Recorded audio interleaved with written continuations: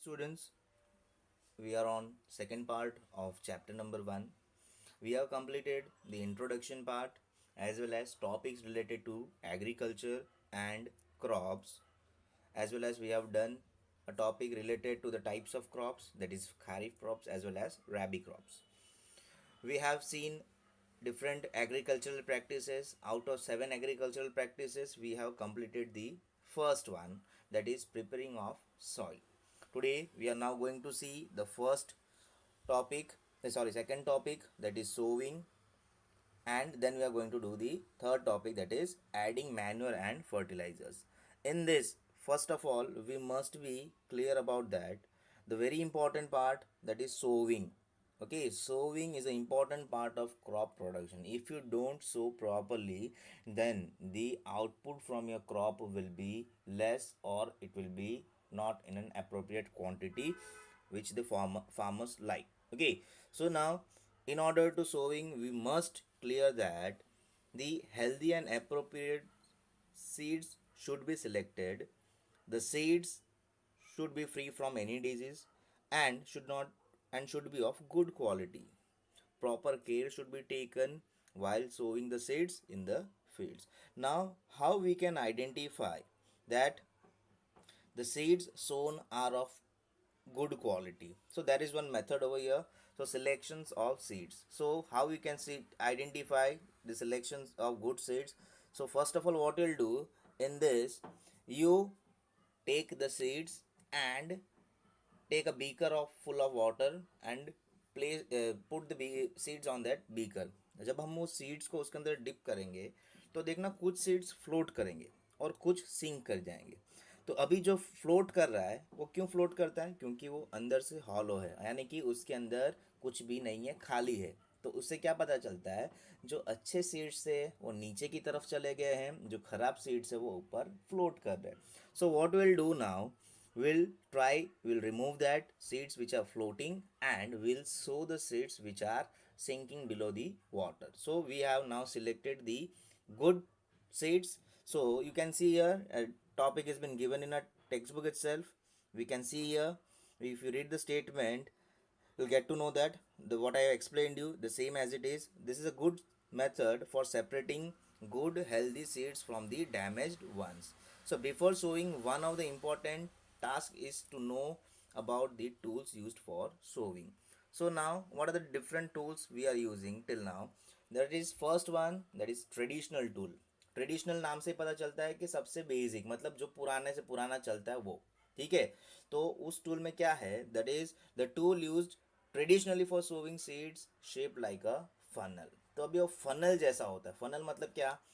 जैसे कि आपने देखा होगा कि कभी भी कोई भी लिक्विड भरना हो किसी बॉटल में, जैसे कि पेट्रोल भरना हो, तो उसमें हम फनल यूज़ करते हैं. तो जिससे क्या होगा, ईजिली वो पेट्रोल हम टाँकी में डाल सकते हैं. तो यही चीज़ यहाँ पे भी यूज़ होता है. तो funnel is being used over here so that proper sowing हो सके, राइट. सो अभी ये कैसे वर्क करता है? तो सीड्स कैसे यूज़ किया जाता है? You can see here image.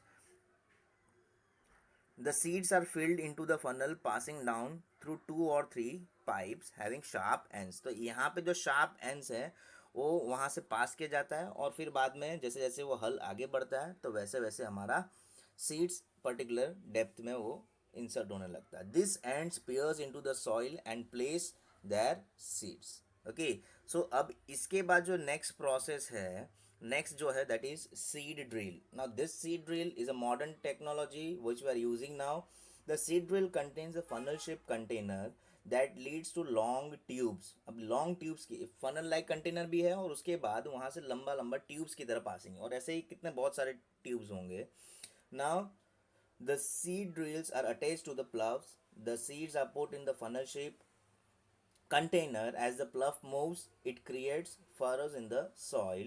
The seeds are released from the seed drill into the furrows and get covered with the soil. तो जैसे जैसे हम ये इमेज देखो यहाँ पे, तो आपको आइडिया आएगा कि जैसे जैसे हम सीड्स ऊपर से डालते रहेंगे तो ये पाइप के थ्रू अलग अलग पर्टिकुलर डिस्टेंस में और पर्टिकुलर डेप्थ में वो सीड्स डेप्थ में जाने लगेंगे और ऑटोमेटिक. जैसे कि आप ऊपर से डालोगे तो सेपरेट होके सॉइल में इंसर्ट होंगे, और जैसे ही सॉइल में जाते हैं तो एक पर्टिकुलर उसके ऊपर कवरिंग भी ऑटोमेटिकली बन जाता है।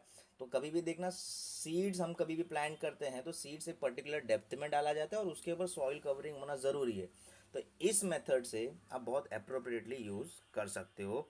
इसमें क्या दिया, इसका बेनिफिट क्या है, तो this prevents damage caused by birds. Birds क्या होता है, खुला रहता है तो क्या करते हैं, आके खा के चले जाते हैं। तो जिससे क्या होगा कि तुम एक्सपेक्ट कर रहे होंगे, फार्मर्स एक्सपेक्ट कर रहे होंगे कि नहीं इस बार मेरा प्रोडक्शन ज़्यादा होगा, बट एक्चुअल में क्या होता है, उतना प्रोडक्शन नहीं मिल पाता है, because different disturbances, different incidents होते हैं जिसकी वजह से ये ग्रो नहीं कर पाते। Sowing by using a seed drills saves time as well as labour. तो इससे क्या होगा, टाइम भी बचता है, लेबर मतलब क्या, वर्क भी कम हो जाता है, फटाफट हो जाता है।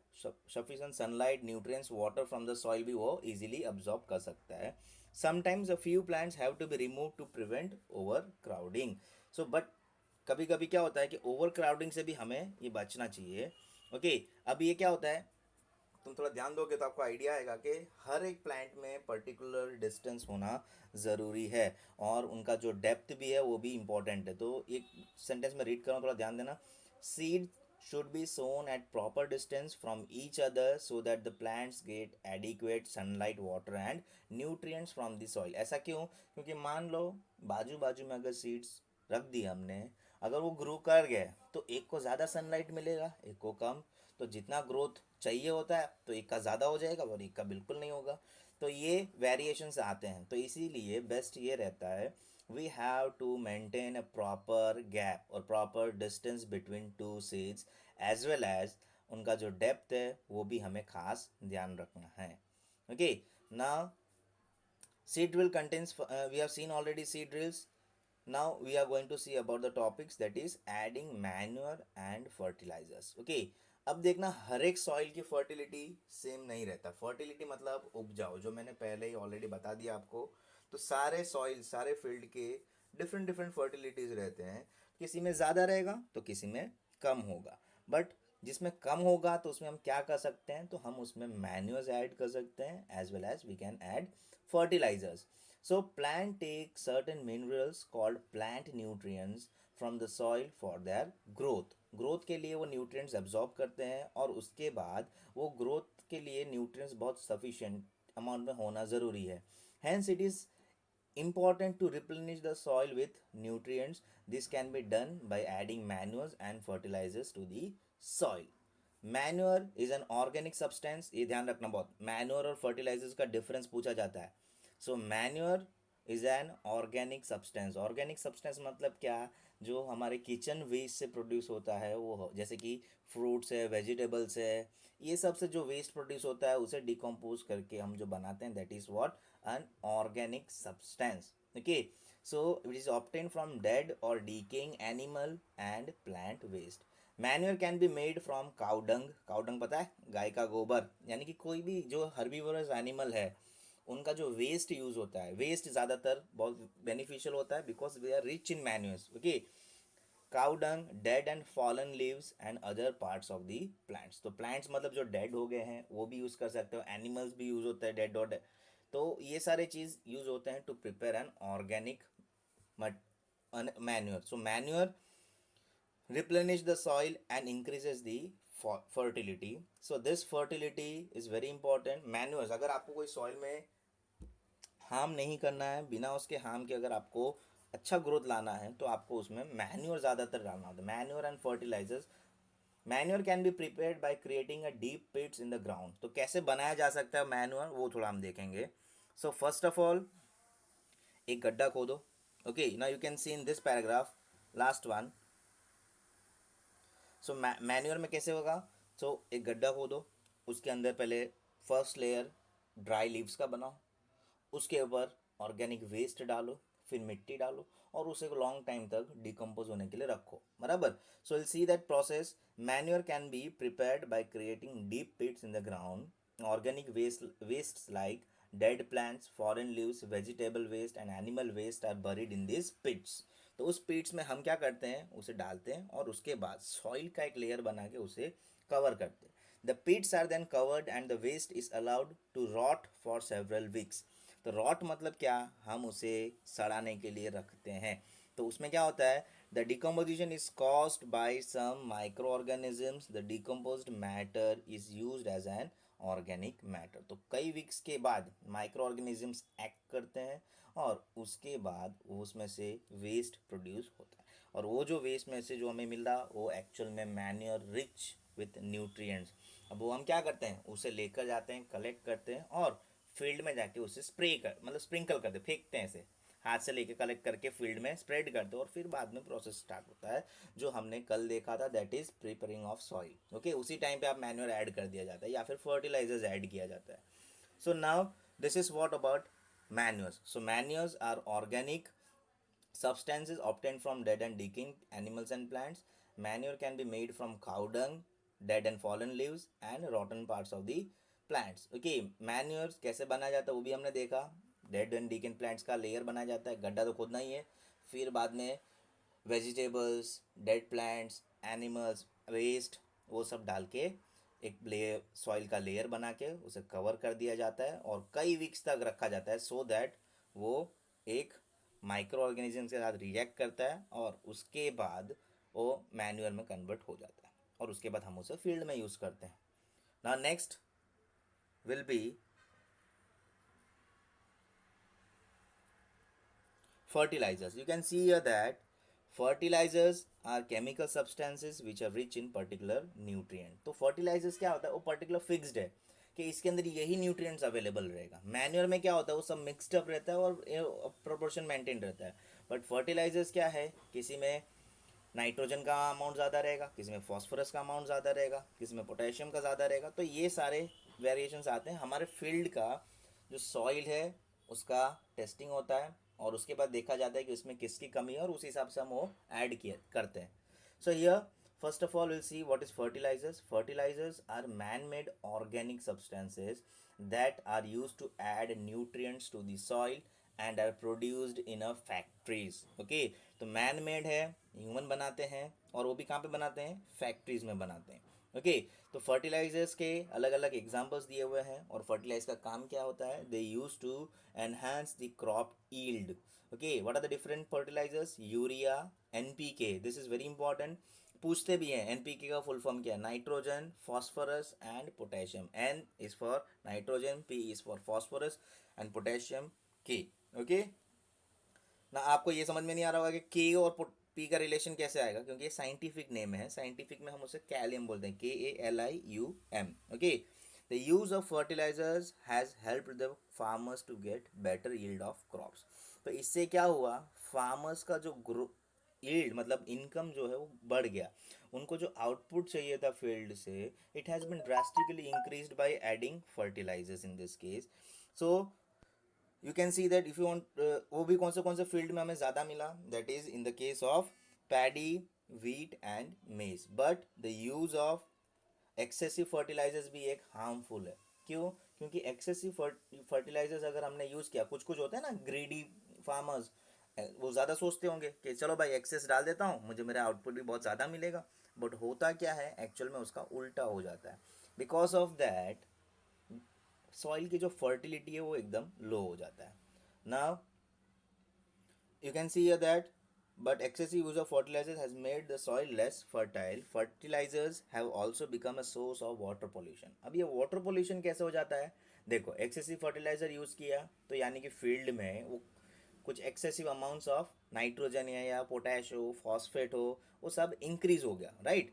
तो कुछ अगर इंक्रीज हो गया, जैसे कि मानसून आया, तो उस केस में क्या होगा, पानी के साथ वो बारिश के साथ आगे की तरफ दूसरे फील्ड में जाएगा। तो ऐसे बढ़ते बढ़ते पानी क्या करता है, वो हमेशा रिवर की तरफ एक्सटेंड होने लगता है। ठीक है, तो अभी पानी फ्लो करते करते कहाँ जाएगा, रिवर की तरफ, और उसके बाद क्या हो जाएगा, तो एक्सेस अमाउंट में केमिकल्स आ गए, तो उसकी वजह से क्या होगा, water pollution. Therefore, in order to maintain the fertility of the soil, we have to substitute fertilizers by organic manure or leave the field uncultivated. तो अगर मान लो हमने एक्सेस यूज़ कर लिया है, अगर हमारा फर्टिलिटी मेंटेन रखनी है, तो हमें दोनों का प्रॉपर अमाउंट यूज़ करना है, दैट इज मैन्योर और फर्टिलाइजर्स प्रॉपर बैलेंस से चलना होता है। और मान लो एक्सेस हो गया तो हमें कुछ टाइम के लिए, कुछ महीने के लिए वो फील्ड को ऐसे ही रहने देना पड़ता है, uncultivated, that is said to as fallow in between two crops. तो जैसे 2 क्रॉप्स बना रहे हो तो 3 महीने के बाद 2 महीने का गैप, फिर बाद में 3 महीने, ऐसा। ठीक है, तो गैप देना पड़ता है, तब जाके वो उस फील्ड में से पर्टिकुलर केमिकल की या फिर न्यूट्रिएंट्स की जो एक्सेस है वो कम हो जाता है, और उसके बाद हम यूज़ कर सकते हैं।